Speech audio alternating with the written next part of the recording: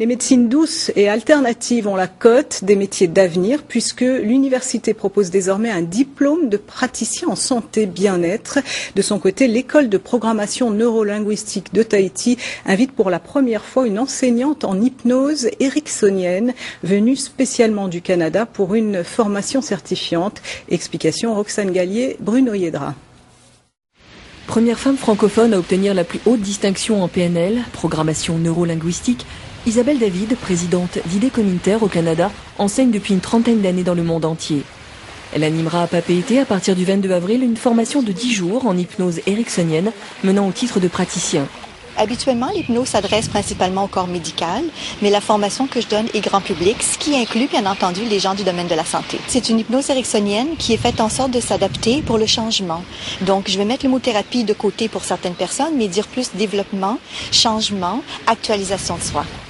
En amont de l'apprentissage de l'hypnose, 2 jours de formation en AMO, une technique mise au point par Isabelle David suite aux pratiques de l'EMDR.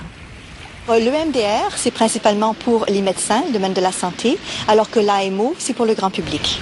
Comment ça fonctionne l'AMO? Ça fonctionne assez simplement par des mouvements des yeux, c'est-à-dire on va bouger les yeux de différentes façons et aller accéder très rapidement à notre inconscient. Donc ça génère des changements qui sont très rapides et durables. La venue d'Isabelle David est à l'initiative de Linda Redon, directrice de l'école Défi PNL à Tahiti. Elle sera présente lors de la formation et l'enrichira de ses connaissances. Quand on lit un livre, quand on regarde la télé, on est sous hypnose. Donc l'hypnose, c'est vraiment quelque chose qui est vraiment naturel. Alors après ça, c'est pourquoi on va l'utiliser spécifiquement, mais ça peut être pour envoyer des mots, des suggestions aux gens ou aux enfants. Les parents envoient beaucoup de suggestions au niveau des enfants.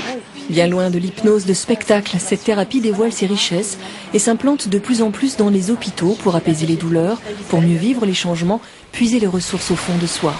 Une telle formation est une première sur le territoire, une occasion unique de compléter sa formation médicale ou d'envisager une reconversion. Renaître grâce à l'hypnose, peut-être.